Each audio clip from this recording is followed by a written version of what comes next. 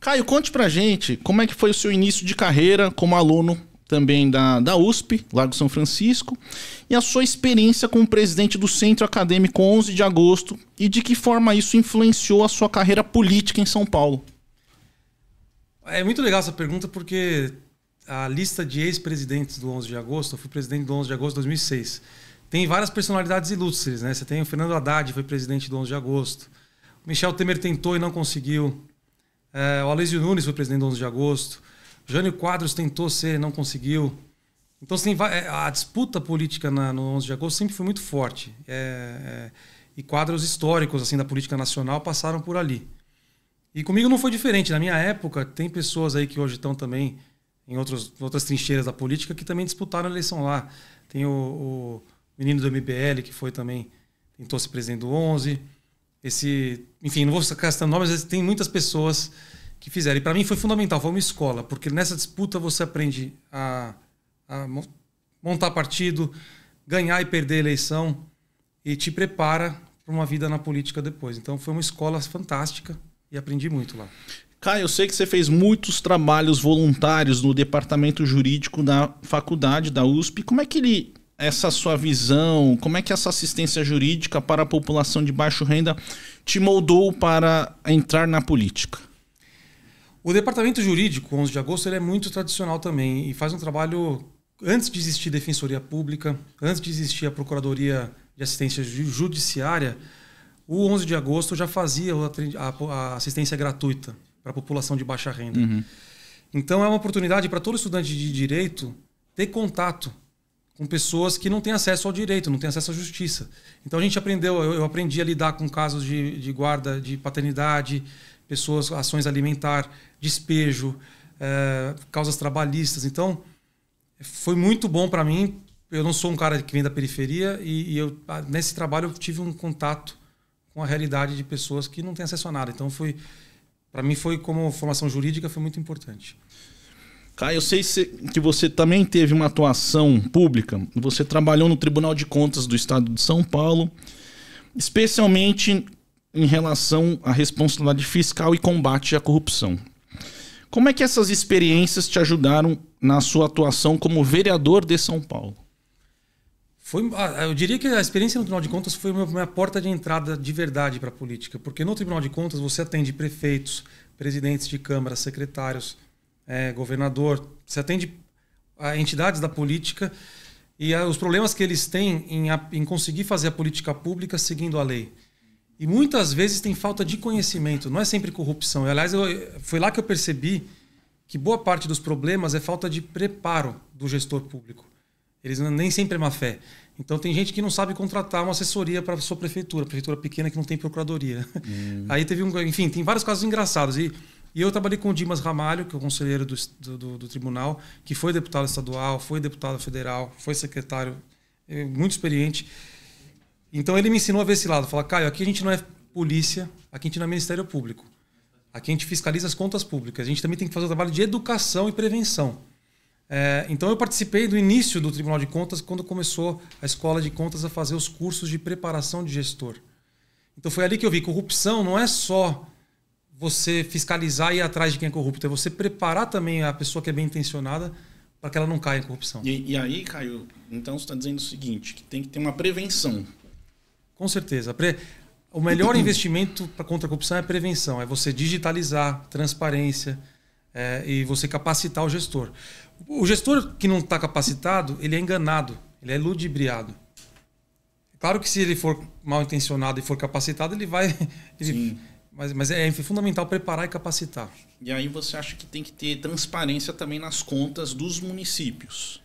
Com certeza. A transparência, a falta de transparência, quando você digitaliza... Imagina assim, o Tribunal de Contas fiscalizando mais de 500 municípios, sendo que cada contrato que os municípios fazem vem num processo em papel, numa pasta. Aí cada conselheiro com mais de 10 mil processos para fiscalizar é um trabalho sem fim. O que o Tribunal de Contas fez? Ele digitalizou, criou a Aldesp, que é a auditoria digitalizada. E a partir dali você tem todos os contratos num sistema eletrônico, valor, tempo de duração. Aí você consegue, de uma forma digital, ver um contrato que o valor sai um pouco da média. Ué, por que a cidade de Ipirapozinho está com um contrato maior que o de Guarulhos? Está estranho. Fica mais fácil de você ver.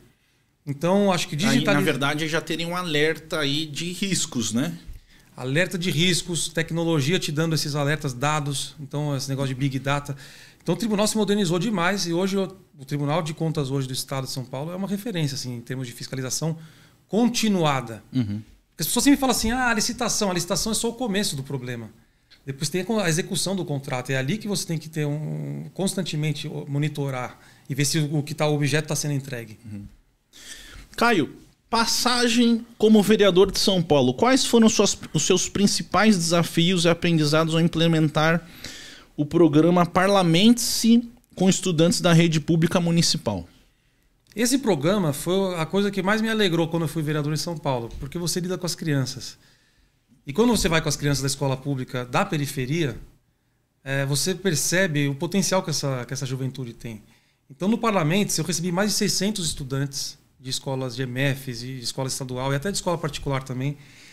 E aí a gente ensinava eles, primeiro, o que a Câmara faz. Então, eles faziam um tour na Câmara, tudo. Legal. E a gente falava, elenque aí 3 problemas da sua escola ou da sua comunidade que você acha que é problema municipal e que você gostaria de resolver.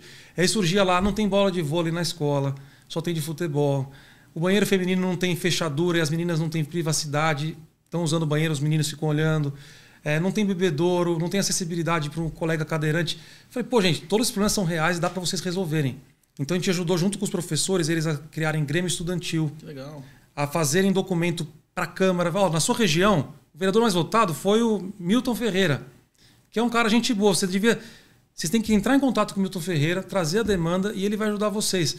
Aí eu lembro que os meus colegas falavam assim, Caio, você é bobo, você está dando voto e primeiro que criança não vota. E segundo que você está dando pauta para os seus colegas. Eu falei, meu amigo, esse voto já não é meu. E eu não estou fazendo por voto. Por região. Se essas crianças entenderem como funciona a política, elas vão chegar para o pai dela que vota no outro cara e falar, não vota nesse cara porque não está resolvendo. A minha missão aqui não é ficar aqui para sempre, é fazer com que a população acorde e cobre de nós para que a gente faça algo por eles. Então, que desperte a cidadania na pessoa, Caio. Seria isso, né? Que a pessoa, o próprio jovem ali, fale dos problemas, das demandas e procure alguém da região dele, um vereador daquele bairro, não é isso? Exato. Você trabalha no Ibrachina. Sim. Você trabalha com jovens. Sim. E dá oportunidade. Você vê a importância que é. Então, acho que todo vereador, todo deputado, ele tem que ter esse olhar para a periferia, para o jovem, porque se você der a oportunidade, eles vão chegar longe. Agora, se você não der a oportunidade, aí não tem o que fazer.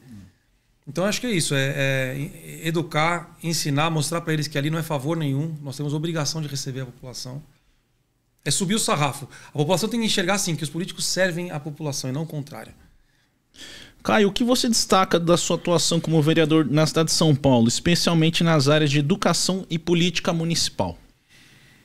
Eu me orgulho muito de ter sido o relator do PL que mudou a lei de mudanças climáticas. Ela venceu em 2018, foi uma lei que o Kassab começou em 2008, e aí ela não atingiu as suas metas, então ela foi renovada. E nessa lei, a gente incluiu a renovação da frota de ônibus, a transição 100% elétrica. E foi uma briga. Eu não sabia o tamanho da briga antes de eu, na CCJ, botar o substitutivo. Na época, o presidente Milton Leite me procurou e falou, você está maluco, é impossível fazer isso. Eu falei, presidente, o que não dá é a gente renovar a frota para diesel Euro 5, Euro 6. Vai ficar 30 anos com... Então, foi uma negociação. Ali eu aprendi que você tem que ceder. 10 anos seria infactível. Nós estamos já em 2024 e não tem nem 10%, mas ficou em 20%. E eu lembro que depois dessa mudança que obrigou as empresas, o sistema de ônibus a se migrar para o elétrico, na época não tinha tecnologia acessível, era caro, tem questão de bateria, as garagens não estão preparadas. Hoje, a tecnologia avançou tanto que as próprias empresas querem fazer a transição. A manutenção é mais baixa, enfim. Então, isso é uma coisa que eu me orgulho, porque é uma coisa que eu fiz pensando no longo prazo, não me deu voto, mas eu mesmo... E foi em que ano, Caio? 2018. 2018. 2018. Se você procurar lá, se chamava PL 300, né? Que era o PL que mudou a lei de mudanças climáticas. Legal. E aí a gente fez essa lei, ela foi aprovada e hoje São Paulo está. Outra lei que eu me orgulho é a lei que a cidade de São Paulo se compromete a seguir a Agenda 2030 da ONU. Também em 2018. E graças a essa lei, todas as políticas públicas e os planos municipais, eles se baseiam nos indicadores da ONU. Então, são coisas que eu me orgulho. E isso inclui para a educação também. Zerar filho em creche, escola integral e várias metas que São Paulo não tinha. Caio, eu sei que você está morando fora, está estudando, já se formou no Columbia University. A gente tem um bloco aqui muito especial que eu te pergunto o que você indicaria de livro, ou filme, ou documentário. E aí isso daí ficaria a resposta para o segundo bloco. Então pense, pode ser 1 ou 2 livros, ou um documentário, ou até um filme que tem aí nos Estados Unidos, que você viu, que seja legal para repassar aqui para os nossos telespectadores. Eu vou pedir para soltar a vinheta e até o segundo bloco.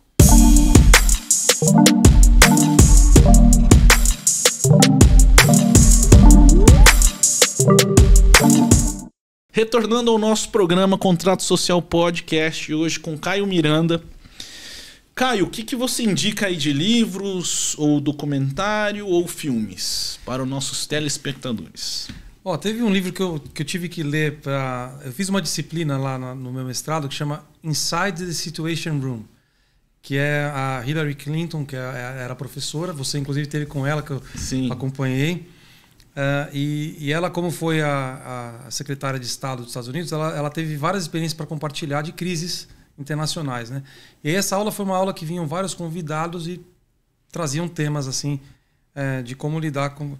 É difícil tomar decisão política em tempos de guerra, de conflitos internacionais. E aí uma das convidadas foi a Maria Ressa.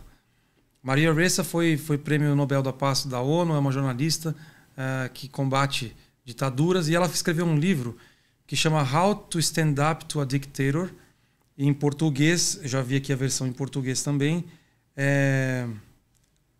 como enfrentar um ditador, a luta pelo futuro. Uhum. E nesse livro ela conta um pouco como que as redes sociais, a internet, que não tem a regulação que a imprensa tradicional tem, elas são uma ferramenta poderosa que, usada para o mal, podem criar ondas de apoio a ditaduras e de apoio à opressão. E isso acontecendo no Brasil, acontecendo no mundo inteiro. Então esse é um livro que eu recomendo porque é muito atual. E serve para todo mundo, para quem está na área política ou não. Então eu acho que esse livro. E tem aí a biografia da Hillary Clinton também. Eu acho que a biografia dela é muito boa porque mostra como que nos Estados Unidos, que é um país que é liberal, que é democrático e tudo mais, é difícil para uma mulher chegar à presidência da República. Agora a Câmara está tentando, mas a Hillary Clinton tinha tudo para ser. Sim. E ela perdeu para o Donald Trump, uma eleição apertada, e enfim, e ela conta um pouco a trajetória dela e é impressionante. Essa mulher é capaz de fazer. Caio, e conta um pouquinho da sua experiência em Nova York, da Columbia University. Eu sei que você também teve aulas com a Hillary no curso. Você tem muitos contatos com os alunos internacionais. Como é que é isso, essa experiência de morar em Nova York, ter toda essa experiência com grandes professores e grandes líderes mundiais? Como é que é isso, morar em Nova York? Nova York é uma cidade incrível, né? Eu diria que é uma capital do mundo. Tudo se conecta lá. Em termos de gastronomia, você tem todas as cozinhas do mundo, restaurante. Se você for no almoço e jantar em todos os restaurantes de Nova York, você leva mais de 30 anos para visitar todos. É uma coisa assim, sem fim. Culturalmente também é muito intenso. E a gente que vem de São Paulo, o fato da cidade ser grande, São Paulo é maior que Nova York. É maior em território, em população e em caos. Então, morar em Nova York, eu me sinto em casa lá. Para mim é tranquilo. Nova York é até mais suja que São Paulo em termos de sujeira na rua, rato, essas coisas. O metrô é muito maior, mas é mais sujo também. Não funciona no fim de semana direito, cheio de problema. Então eu estou adorando Nova York. E estudar em Colômbia foi muito bom porque você tem contato com estudantes do mundo inteiro. E aí você vê como eles enxergam o Brasil. Então você tem estudantes da China, estudantes do próprio Estados Unidos, colegas da América Latina, africanos, gente do mundo inteiro, os europeus. Então isso foi muito bom, ter esse intercâmbio com eles. O fato de eu já ter sido vereador despertava o interesse, eles queriam saber como é que era, porque vários estudantes querem ir para a política. Sim. E eu falo, não, tem que ir mesmo. Enfim.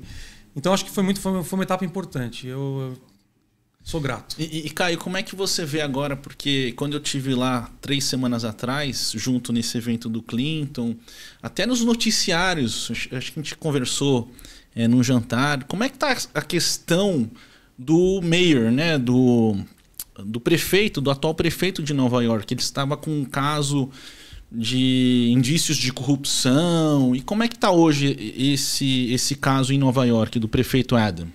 É um caso gravíssimo, né? É corrupção assim do jeito mais besta que você puder pensar. Assim, o cara ganhava favores de passagem aérea. Por exemplo, a Turkish Airlines dava passagem aérea para ele beneficiar governo turco ou empresas turcas com questões pontuais da prefeitura em Nova York. E tudo com texto. Então, assim, você vê, assim, você pensar o prefeito de Nova York precisar se sujeitar a isso, sabe? Não faz sentido. Mas ele tá lutando, uma luta... Nova York, os Estados Unidos é diferente do Brasil, né? Você pode estar, inclusive, preso, condenado e com seu direito político mantido. A gente não tem... eles respeitam muito essa questão do voto. Mas ele está indo para a reeleição. Mas ele ainda está... Ele pediu renúncia ou está ainda no poder? Não, ele está no poder. Ele vai querer... Ele não vai abrir mão, porque ele acha que ele está sendo perseguido. Ele não... Enfim... Eu não conheço tanto como é o sistema penal lá, né? Eu não sei se a justiça é tão rápida a ponto de... Mas ele está no poder. É um prefeito... digamos, é um caso de batom na cueca que... Caio, sobre temas da cidade, eu sei que você também é um estudante aí e um pesquisador na área de cidades inteligentes, fala muito sobre isso. Quando a gente fala da renovação da frota de ônibus para veículos elétricos, como é que você avalia essa iniciativa em termos de sustentabilidade e impacto na qualidade de vida da população brasileira? Olha, no caso da cidade de São Paulo, os ônibus, a poluição é sonora também. Qualquer pessoa que trabalha ou mora perto de um corredor de ônibus sabe o inferno que é o ônibus passando. Se for em ladeira, parece um dinossauro subindo a sua rua com aquele barulho. O ônibus. Isso tem um impacto, estudos mostram assim que impacta a qualidade de sono, dá problema cardíaco. Então, assim, eu acho que é poluição sonora e do ar. 20% da poluição do ar da cidade de São Paulo vem de 2% dos veículos, que são os caminhões, principalmente os que vão por CEAGESP, e os ônibus do transporte da MTU e da SP Trans. Então, acho que é fundamental, a gente tem que investir nisso. O Brasil tem uma matriz energética limpa, então a gente tem que investir em tecnologia. Eu sou contra essa ideia de querer eletrificar todo tipo de veículo. Acho que aí é meio sonhático, tem problema de baterias. Mas... e tem uma transição, né? Um tempo de transição, né? Totalmente. Acho que a China está dando um exemplo bom, né, de infraestrutura com a transição para o elétrico. Mas não é todo mundo tem a condição da China de fazer esse investimento. Mas no caso de São Paulo, são 14, 12 mil ônibus. A transição vai ser muito boa, vai dar resultados de qualidade de vida para todo mundo. E eu até penso o seguinte, fala-se muito em passe livre, né? Eu acho que quando você tem um ônibus que é elétrico, que não polui, você tem uma justificativa a mais para dar um subsídio para a tarifa, manter congelado ou baixar o preço, fazer por R$1 ou até chegar no passe livre. Porque as pessoas têm que entender isso, não tem passe livre, é a prefeitura pagando para quem usa. Sim. Hoje o subsídio totaliza quase 8 bi por ano para cobrir o que a passagem o que a tarifa não cobre. Então pensa assim, é R$4,40 o ônibus, só que você tem as gratuidades de idosos, você tem a gratuidade de estudante da rede pública, bolsista família e tal. Ou seja, os poucos que pagam R$4,40 cobrem um valor e o que falta é 8 bilhões por ano. Se você chegar a cobrir todo esse valor para todo mundo, vai passar, sei lá, de 15 bilhões de anual de dinheiro do Tesouro para cobrir.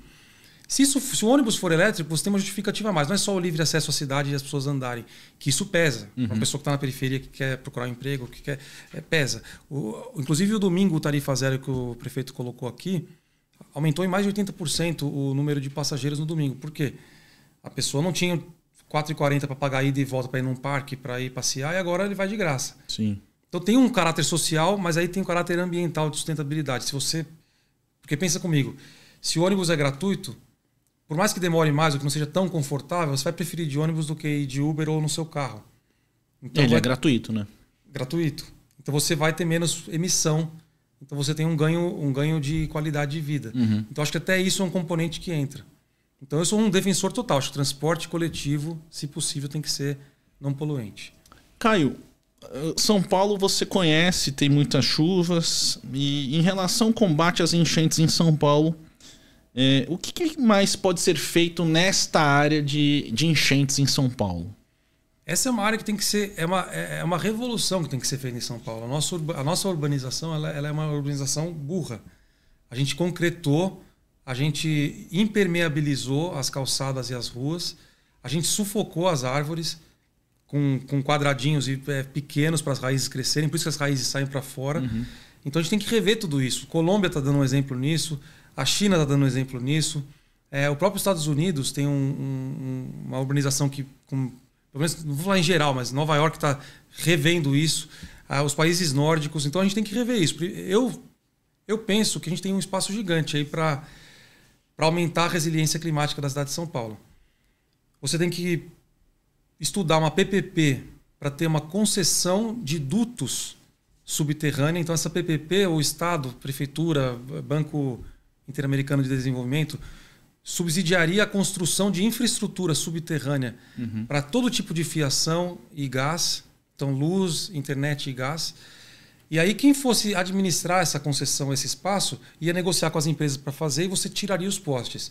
Isso ia permitir acabar com um dos problemas que a gente está tendo aqui agora, que a ventania derruba a árvore, fica sem energia, aí a concessionária vem. Então isso é um problema. E aí, paralelo a isso, você tem que fazer com que as calçadas sejam permeáveis e acessíveis. Isso é um investimento muito alto também. Então tem que ter parceria do governo com o privado. Eu acho que esse é um caminho, e aí a gente tem que substituir poste por árvore. Tem que ter mais árvore na cidade de São Paulo.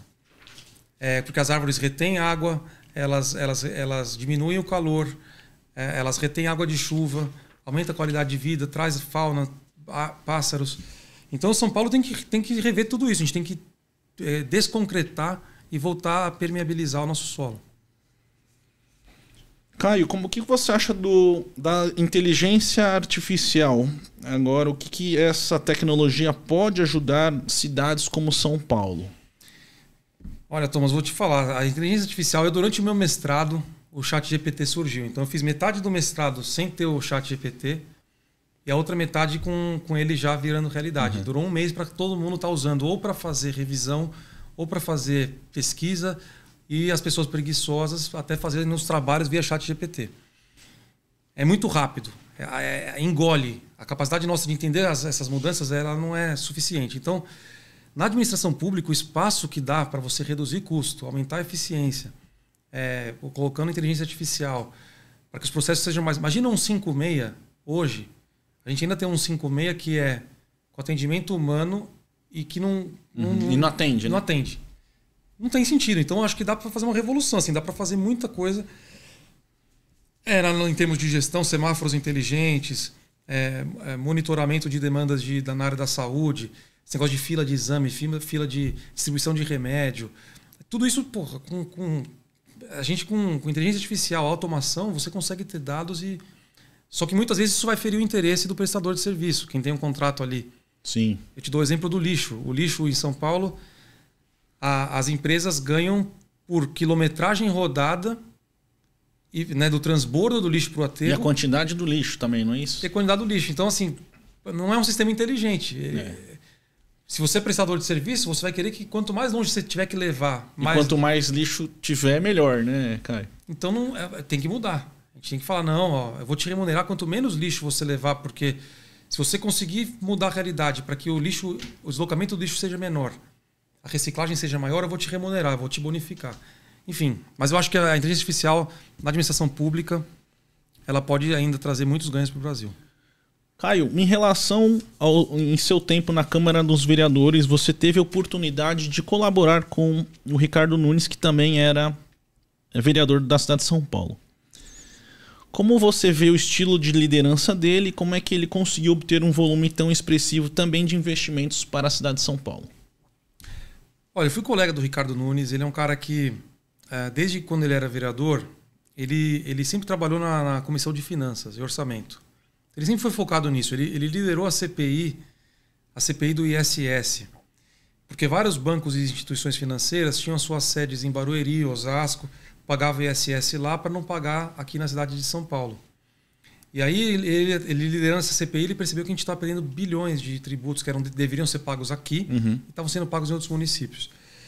Então, ele sempre teve essa atuação. Eu acho que o Ricardo Nunes ele é um cara que não é um acadêmico, não é um cara que estudou e teve assim, não é uma trajetória de formação que eu diria, como é do Fernando Henrique, como é de outros, do próprio Haddad, de pessoas que têm apreço pela questão acadêmica, mas ele é um cara que é trabalhador. Ele tem um foco, ele vai atrás. Então eu acho que esse foco dele em trazer tributos, ele teve que negociar com bancos financeiras, ele ouviu também que não dá para ficar aumentando carga tributária, que se você reduzir esse imposto, você atrai investimento. Sim. Então eu acho que ele tem, né, nessa parte tributária, ele tem a visão correta.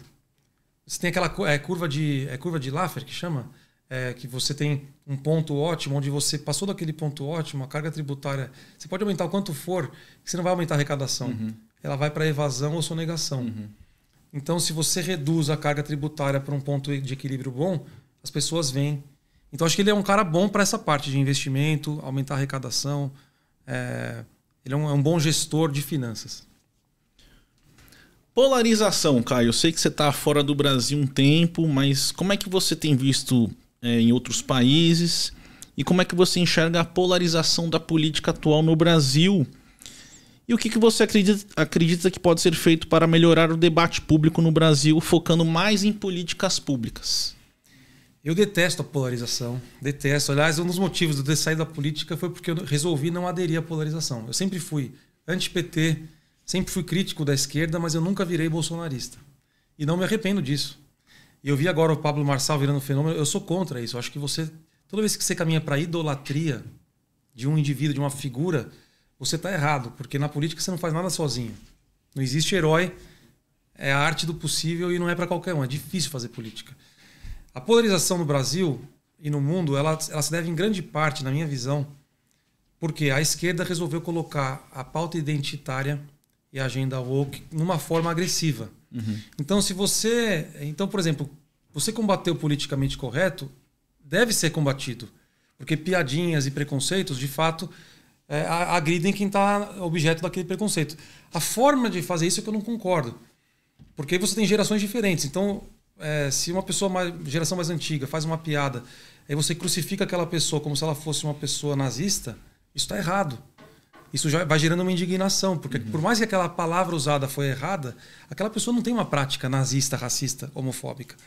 Então, durante muitos anos, a gente ficou com isso, o pessoal surfando nessa onda, impondo essa pauta, num país que é cristão, majoritariamente, e conservador. Se você olhar o Nordeste, a família do meu pai é nordestina, de Pernambuco.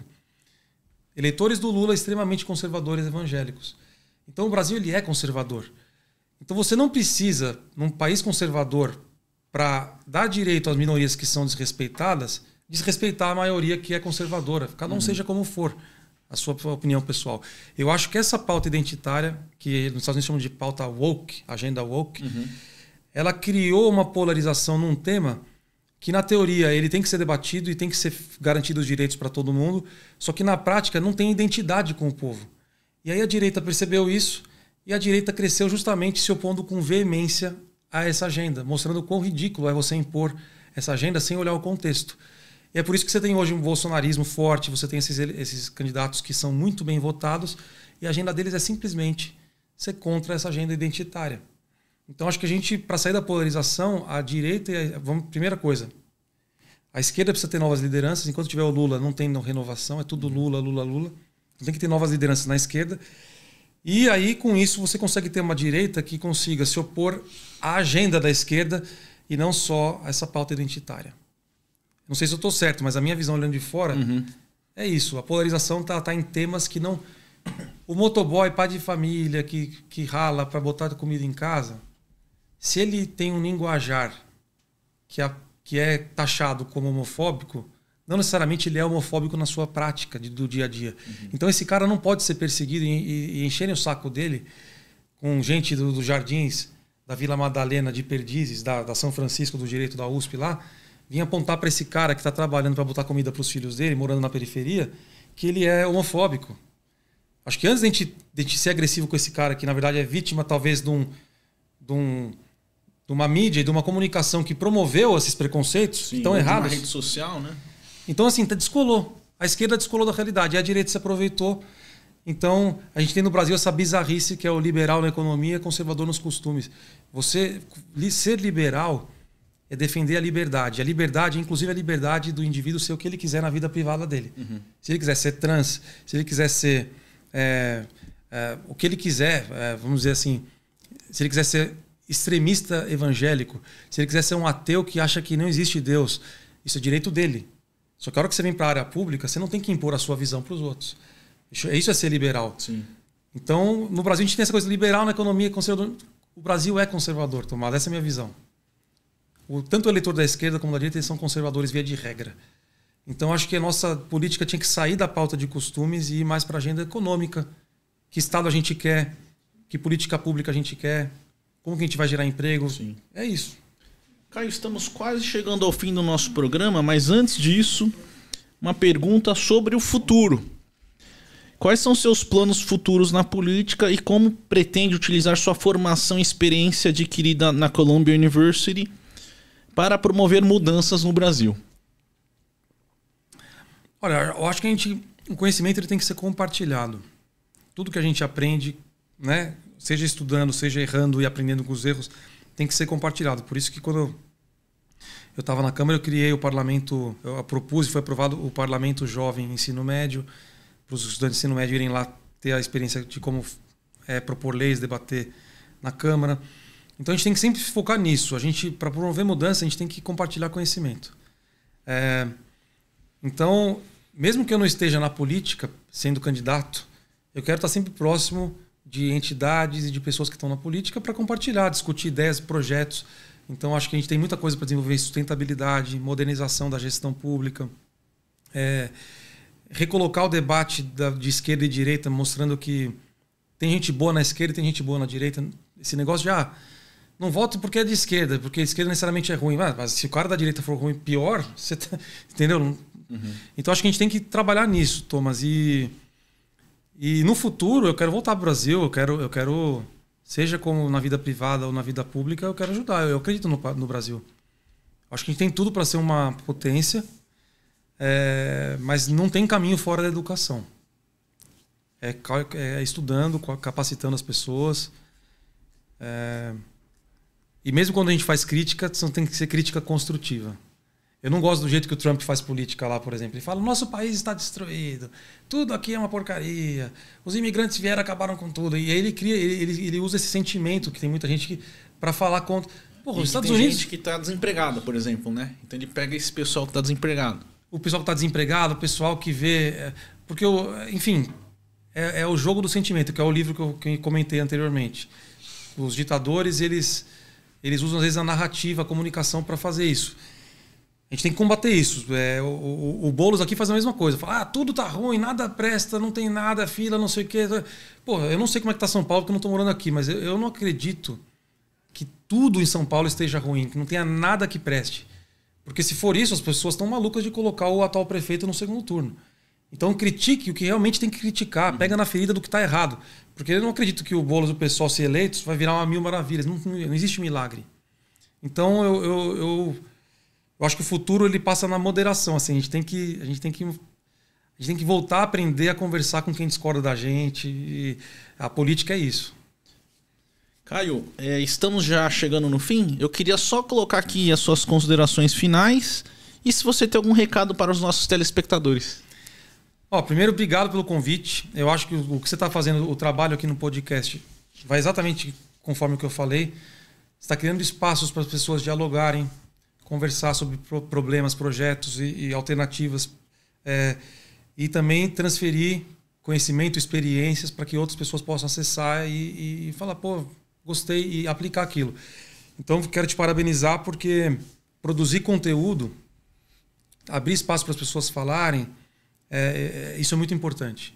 E tem um potencial que você não controla. Pode chegar em gente que você nem imagina e daqui a pouco você fala: pô, Tomás, eu vi um episódio seu e graças àquele episódio resolvi fazer tal coisa e hoje eu virei isso. Então é muito legal.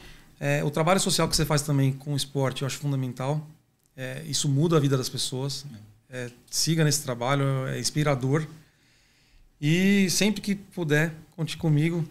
E espero que a gente possa fazer um episódio lá em Nova York na próxima vez que você for.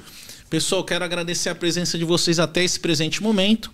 E mais uma vez agradecer ao Caio Miranda Carneiro, ex-vereador de São Paulo e agora mestre em administração pública pela University of Columbia. Muito obrigado, Caio. Pessoal, até a próxima no nosso contrato social.